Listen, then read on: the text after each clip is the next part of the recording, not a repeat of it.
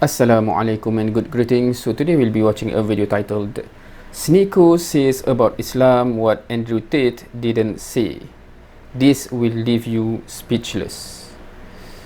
To be honest, I'm not really sure who these guys are. I have heard a lot about Andrew Tate when he blew up, in the sense that, you know, many people have an opinion about him. But Sneako, I think I have seen some videos about him reverting to Islam. I haven't watched any of the except this one. This is the first time I think I watched his video. I'm not sure his background, who he is, etc.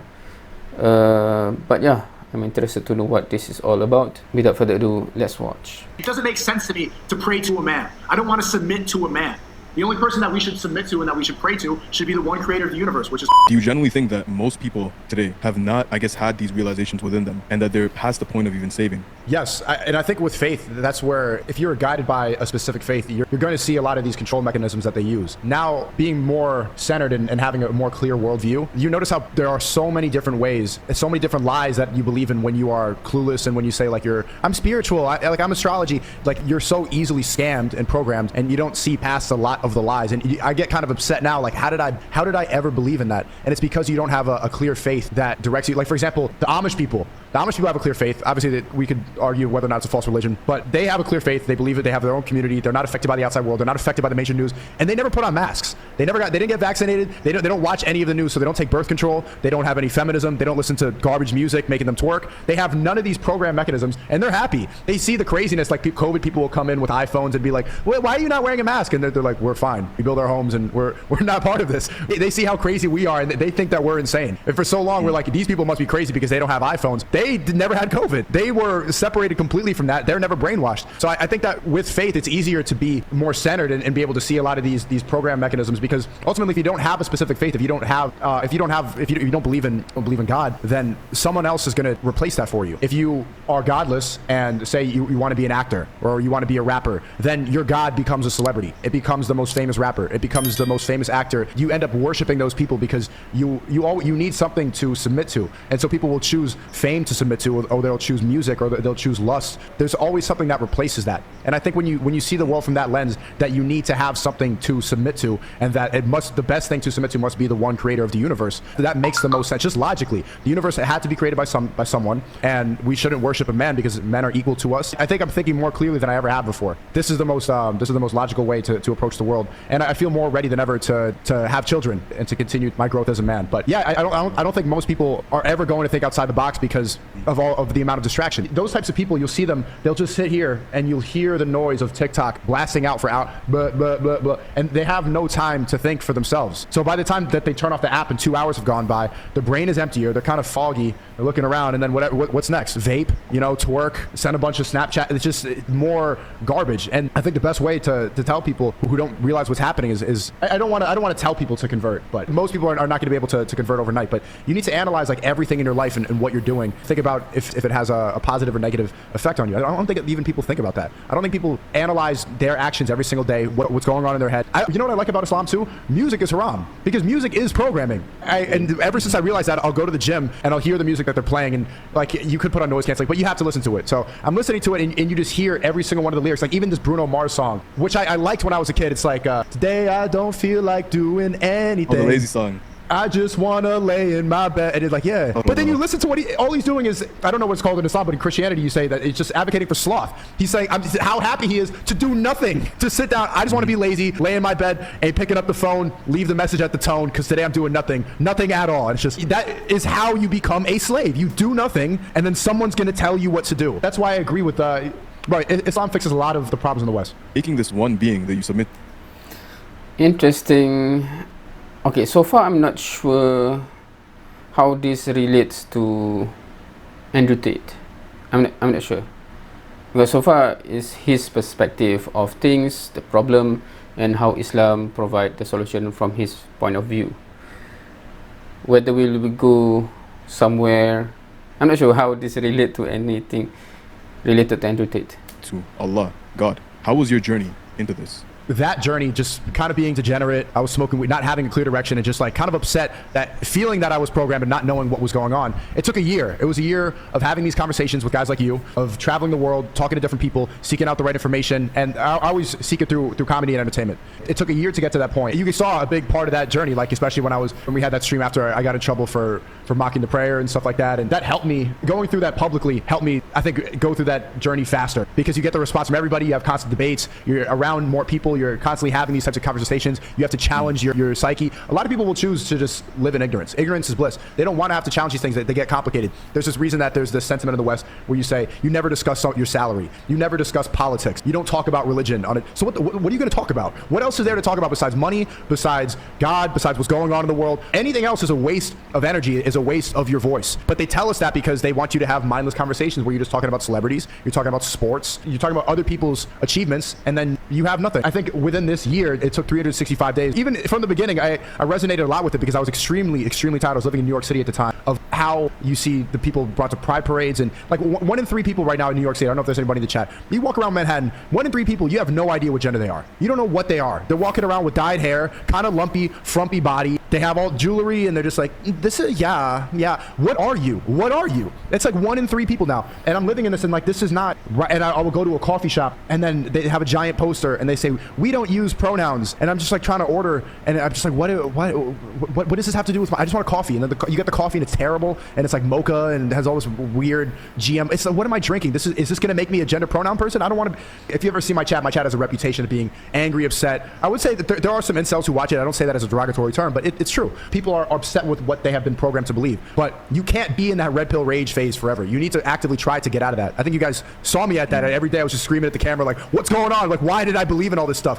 Why did I quarantine? The point is to get out of that and to find a real solution. I think the right solution for me, if anybody resonates with me, I think it's submission to the one true creator. What would you say is the biggest difference now that you're Muslim in your life? The biggest difference is sometimes I would have these moments where I would feel down, and I would just like lay down in bed and kind of just numb to, because I used to be a nihilist for a long time. I really believed in nothing. I even made videos like back on YouTube before I even started streaming.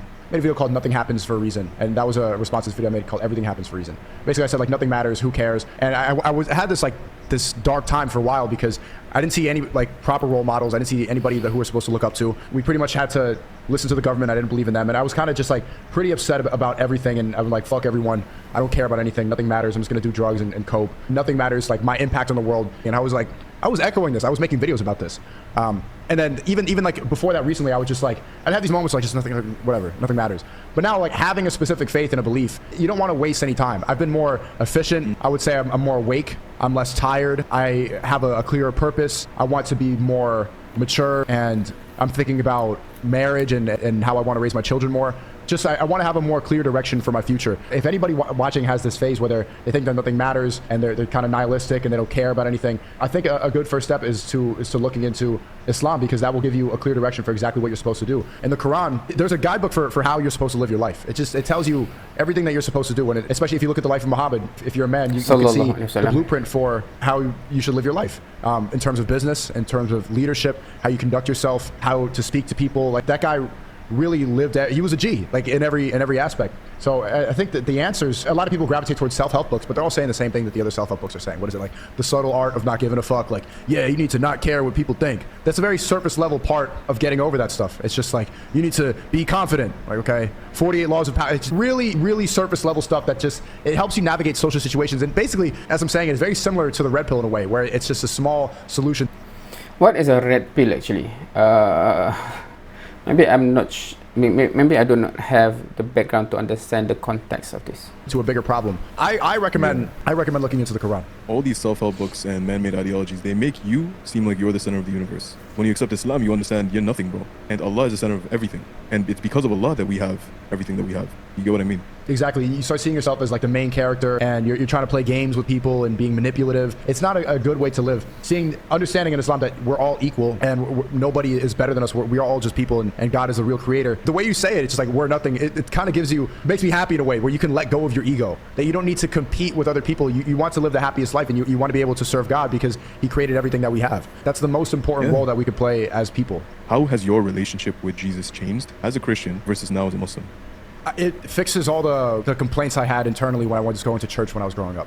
I didn't like the fact that, and no disrespect to the Catholics watching, I didn't like the Holy Communion, where you go, I don't know if you understand, but the priest has a bowl of crackers, literally, and then he hands it to you and he says, this is the body of Christ. And then you take it and then you put it, and then you're symbolizing that you're taking Jesus' sacrifice. So essentially, I don't want to be disrespectful when I say this, but essentially, it symbolized cannibalism, because you're eating his body. His body is a symbol of the cracker. That's true. And then you drink the wine. That's a symbol of his blood. This is Jesus' blood, and then you sip it out of respect for him. And I like the fact that Islam, it doesn't draw Muhammad. You're not supposed to ever visualize that, because he was not alive in our time. There's no way that we would know what he looked like, especially Allah, God. He's never drawn. We have no idea what he looks like, or because there's no way. Humans are too stupid. We're not mentally capable of understanding. We can't conceptualize. So it's not supposed to. In Christianity, I'll grow up and you have like God on a cloud, and it's like this guy with a white dude on a beard. And he's like laying in a cloud, and he's like putting his hand down. Like, why? I don't like. This is just what I was.